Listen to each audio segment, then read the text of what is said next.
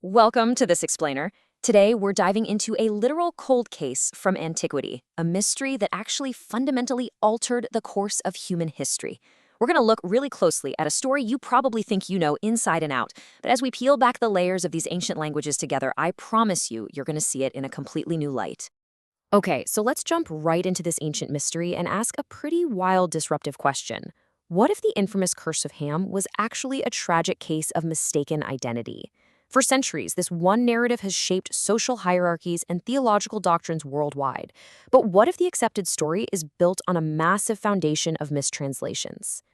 Our source material today is the book Innocence, Misjudged by Nadav Ben Yochanan.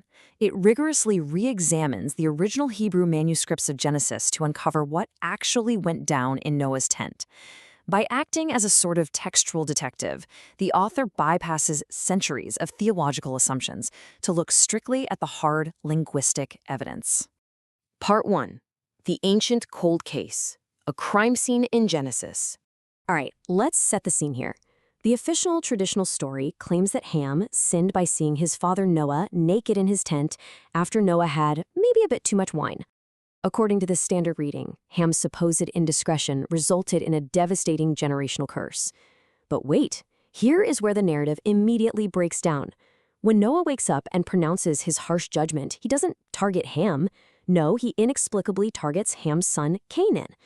So if Ham was the offender, why on earth is a third party removed by an entire generation taking the fall? It just doesn't add up. Part 2, Holes in the Story, the Missing Confrontation.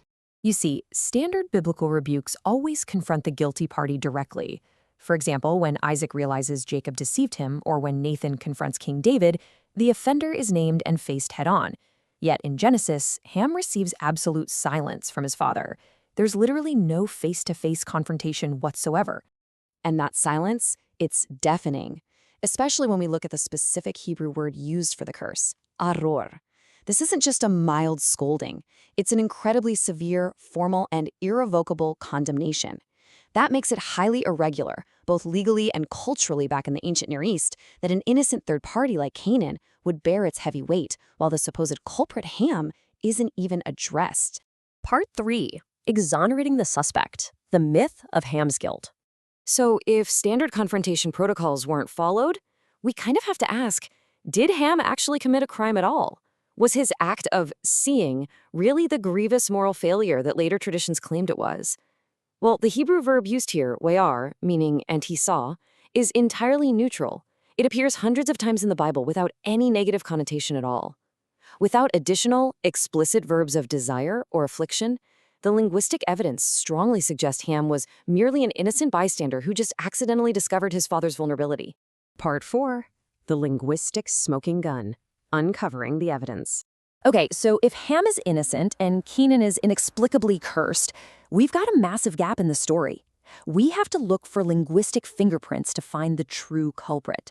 Who actually stood to benefit from this curse? Well, a monumental discovery in the Dead Sea Scrolls offers a huge clue that radically shifts our whole understanding of the events. Fragment 4Q252 provides a critical variant to the traditional text of Genesis that changes literally everything about the motives in this story. The crucial point here comes down to a single word. The traditional text says Japheth will dwell in the tents of Shem, which implies this peaceful cohabitation. But the older Dead Sea Scrolls fragment says Japheth will dwell in the land of Shem. Think about that. That single word shift transforms the narrative from a peaceful blessing into a story of territorial encroachment and occupation. It's a real game changer. Part 5. Revealing the true culprit, Japheth's deception. And this brings us to the third brother, Japheth, and a massive linguistic mistranslation that essentially gave him a divine alibi for millennia. Because if Japheth is encroaching on Shem's land, how did he get there and what does it have to do with Canaan's curse?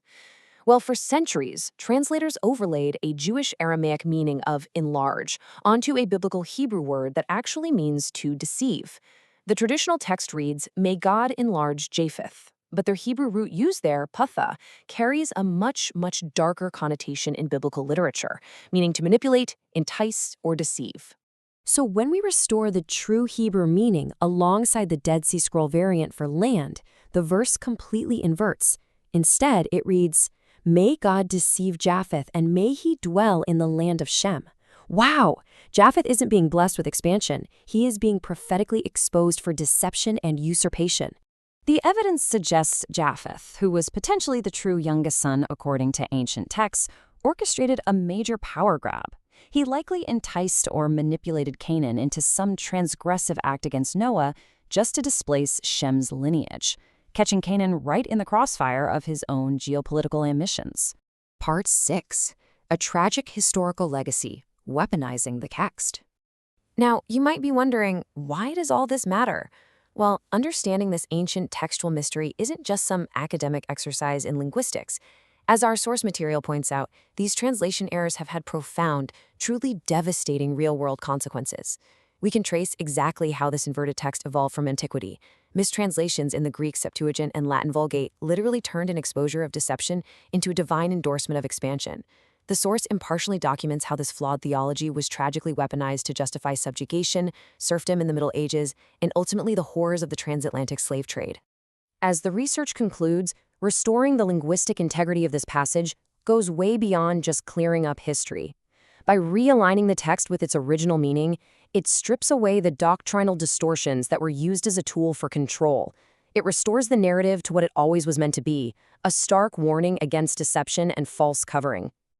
I'm going to leave you with this final, provocative thought to consider long after this explainer ends. We've just seen how the shift of a single verb, from deceive to enlarge, provided theological cover for empires. It really makes you wonder, doesn't it? What other foundational stories might we be completely misreading right now? Thank you so much for joining me today, and keep questioning the texts.